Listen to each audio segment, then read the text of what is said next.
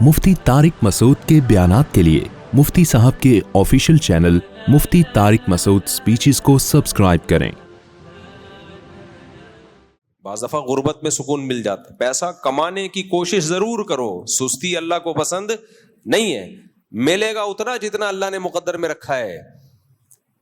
جب یہ motivational speakers آپ کو بتا رہے ہوتے ہیں میں نے یہ کیا تو اتنا پیسہ، تم بھی کماؤ، یہاں تک بات ٹھیک ہے، ہم بھی مانتے ہیں کوشش کرو، لیکن یہ جو کہتے ہیں نا اس کی وجہ سے میرے پاس اتنا آ گیا لہذا تیرے پاس بھی آ جائے گا، نا یہ فالٹ ہے۔ آپ 10 بندے اپنے جیسے لے کر آؤ جنہوں نے اتنی ہی اسٹرگل کی جتنے آپ نے کی، ان میں 2 کو ملا ہوگا 8 پکوڑے بیچ رہے ہوں گے، 8 کیا کر رہے ہوں گے؟ گنڈیریاں بیچ رہے ہوں گے، جھک مار رہے ہوں گے بیٹھ کے۔ میں ایسے تاجروں سے بھی ملا ہوں جنہوں نے انتہائی محنت کر کے کروڑپتی بنے، وہ اپنی محنت۔ ایک فالٹ ہوا، چاچا نے قبضہ کر لیا پورے بزنس پہ، وکیل سے مل کے پورا بزنس اپنے نام کرا لیا اور 0 پہ آ کے کھڑے ہو گئے۔ کیس کر رہے ہیں، چونکہ وہ پیسے اتنے کھلا چکا ہے، کیس بھی نہیں جیت رہے، ڈاکومنٹیشن بھی ہو گئی، سب کچھ۔ اب یہ صاحب جا رہے ہیں خودکشی کرنے کے لیے۔ تو خیر میرے بیان انہوں نے سنے تو خودکشی کا ارادہ شکر ہے یعنی ختم کر دیا۔ لیکن مجھے ایک بات بتاؤ، اگر وہ میرا بیان نہ سنتا جو غربت کے فضائل پر تھا، غربت کے فضائل اس سینس میں کہ اگر اللہ ہی غریب بنانے پہ راضی ہے تو اس میں بھی خوش رہو، آخرت صحیح ہونی چاہیے۔ سب سے پہلے کیا ہے؟ آخرت۔ کوئی بات نہیں، آپ باس کے نوکر بن کے رہیں، کوئی مسئلہ نہیں ہے، وہ بھی قبر میں جائے گا، آپ بھی قبر میں جاؤ گے۔ یہ کہتے ہیں جاب نہیں کرو، ٹھیک ہے میں بھی یہی کہتا ہوں بزنس کرو، لیکن بھائی ہر ایک کر نہیں پائے گا، کیونکہ بزنس کرنے والے کو بھی ملازمین رکھنے پڑیں گے، تو کسی نہ کسی کو ملازم بننا پڑے گا، اکیلا سب کچھ تھوڑی کر لیتا ہے۔ تو یہ تو قرآن سے بغاوت کر رہے ہو آپ۔ قرآن کہہ رہے لِيَتَّخِذَ بَعْضُهُمْ بَعْضًا سُخْرِيًّا، میں نے دولت کو ایسے تقسیم کیا ہے کسی کے پاس اتنا کہ گننے میں نہ آئے اور کسی کے پاس کھانے کو روٹی نہیں ہوگی، تاکہ غریب آدمی ملازمت کرے امیر کی اور دنیا کا نظام چلتا رہے۔ اگر سب کے پاس پیسہ آ گیا، فیکٹریوں میں بوتلوں میں ڈھکن کون لگائے گا؟ کیا خیال ہے؟ سارے ہی سائنٹسٹ پیدا ہو گئے۔ یہ ماں باپ بھی کہتے ہیں نا ہر بچے کو ہم نے ڈاکٹر بنانا ہے، انجینئر بنانا ہے، بناؤ، بنے گا نہیں، کیونکہ سارے ڈاکٹر انجینئر اور کمپنیوں کے مینیجر بن گئے تو بوتلوں میں کمپنیوں میں ڈھکن کون لگائے گا بیٹھ کے؟ کچھ لوگوں کی بوتل کا کام کیا ہوتا ہے؟ کیا لگا رہے ہوتے ہیں؟ ڈھکن۔ یہ بزنس جاب ہے ان کی۔ آپ کہہ سکتے ہو تو مشینیں آ گئی ہیں، تو مشین کا بٹن دبانے کے لیے کوئی چارٹرڈ اکاؤنٹنٹ تھوڑی آئے گا، وہ بھی تو کوئی ملازم ہی رکھا جائے گا نا۔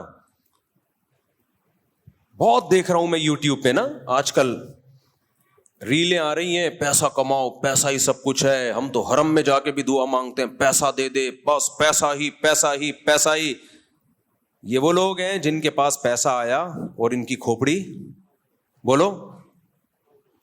لو نا خراب، آؤٹ ہو گئی، کھوپڑی خراب ہو گئی۔ ان کو دیکھ کے تو لگتا ہے نہ آئے پیسہ بھائی، ہماری کھوپڑی ایسی خراب نہ ہو جائے۔ ایسی ترغیب جس سے غریب ڈپریشن میں جانا شروع ہو۔ آپ کہہ سکتے ہو وہ اپنی نااہلی سے غریب ہے، نہ کچھ لوگ اپنی نااہلی سے ہوتے ہیں، ان کو تو چپیٹ لگاؤ رکھ کے جا کے، اور وہ ماں باپ پہلے سے لگا رہے ہوتے ہیں، گھر میں پڑا رہتا ہے، اٹھتا نہیں ہے۔ لیکن بہت سے لوگ دنیا میں ایسے ہیں، رہیں گے ہمیشہ، جو آپ سے زیادہ محنت کریں گے، آپ سے زیادہ ذہین ہوں گے، پھر بھی 2 ٹکے کا پیسہ ان کے پاس نہیں آئے گا۔ قرآن ایسے ہی تھوڑی بار بار کہہ رہا ہے یبسط الرزق لمن یشاء، جس کے لیے چاہتا ہوں روزی کے دروازے کھول دیتا ہوں، ویقبض، جس کے لیے چاہتا ہوں رزق کے دروازے بند کر دیتا ہوں۔ میں نے تو ایسے لوگ بھی دیکھے ہیں کچھ بھی نہیں کر کے بہت کما لیا، لکھ دوپل لگ گیا ان کا بھائی، کچھ بھی نہیں کرتے تھے، ویسے ہی کوئی بزنس ہلکا سا شروع کیا، پتہ نہیں کہاں سے کہاں پہنچ گئے۔ وہ کہتے ہیں یار ہمیں خود بھی نہیں پتا تھا، اتنا نوٹ چھاپ لیں گے اس میں، ہم اتنا پیسہ آ جائے گا۔ تو نہ آنے میں دیر لگتی ہے اور نہ جانے میں دیر لگتی ہے. تو یہ اللہ کی دین ہے. تو اصل جو موٹیویشن ہونی چاہیے وہ یہ کہ پلاننگ میں اور محنت میں کمی نہ ہو. بس کوئی بھی کام کرو, محنت اچھی ہو, پلاننگ اچھی ہو, نتیجہ کس کے ہاتھ میں ہے؟ اللہ کے. بس پھر مل جائے ٹھیک ہے. نہیں, دو گڑبڑیں ہوتی ہیں, یا تو ہماری محنت بہت زیادہ ہوتی ہے, پلاننگ صحیح نہیں ہوتی, اس کا بھی نتیجہ کوئی اچھا نہیں نکلتا, برباد محنت آپ کی. لوگ کر رہے ہوتے ہیں نا صحت کے لیے, محنت بہت کر رہے ہو, نا ڈنڈ پیل رہے ہو, جا کے دوڑ رہے ہو, سیڑھیوں پہ جا رہے ہو, آ رہے ہو, اور چرس پی رہے ہو بیٹھ کے, نشہ کر رہے ہو بیٹھ کے, نیند لے نہیں رہے آپ. مثال کے طور پر جو سوتے نہیں ہیں نا, ان کو ورزش سے فائدے کے بجائے الٹا نقصان ہوتا ہے, کیونکہ جب آپ ورزش زیادہ کرتے ہو آپ کو گہری نیند, کیونکہ ہماری باڈی کی ریپیئرنگ کب ہوتی ہے؟ نیند میں. اب باڈی کو ریپیئرنگ کا, ڈینٹنگ پینٹنگ کا موقع دے نہیں رہے آپ, اور اس کو کھپائے جا رہے ہو, اپنی انرجی کو استعمال کرتے جا رہے ہو, تو بیڑا غرق ہو جائے گا باڈی کا.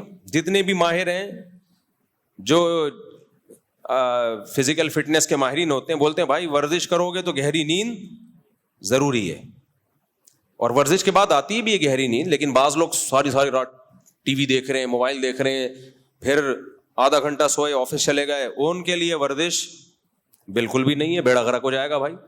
تو اب وہ کیا ہے, محنت بہت زیادہ ہوگی, آؤٹ پٹ کیا ہوگا؟ زیرو. بعض لوگوں کی پلاننگ بہت ٹائٹ ہوتی ہے کہ یہ کریں گے یہ کریں گے, پلاننگ ہی پہ ساری زندگی گزر جاتی ہے. جیسے جو اسکول میں بچے پڑھتے ہیں, کہتے ہیں ہم ہفتے سے پڑھائی شروع کریں گے.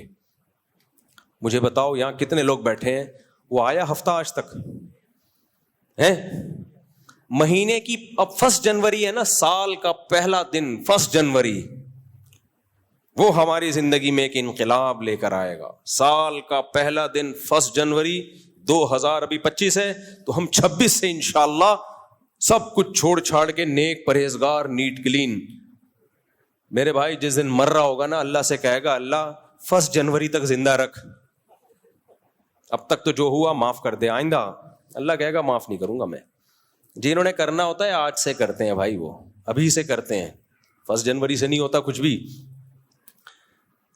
وہی بات ہے, پھر وہی مسئلہ خراب ہو رہا ہے. دوسری شادی کا بھی ایسے ہی, بہت سے لوگ کہتے ہیں ہم دوسری شادی کریں گے, وہ اس دن تم نہیں کرو گے. میں اسے کہتا ہوں تم نہیں کر سکتے, کریں پہلے یہ ہو جائے, پھر بس کر یار, میں کہتا ہوں بس کسی اور کو سامنے کہانیاں سنایا کر جا کے, تو نہیں کر سکتا. تو باتیں بہت اچھی کر سکتا ہے, تو باتیں کیا کر, جب بھی باتیں کرنا ہو میرے پاس آ جایا کر, اثر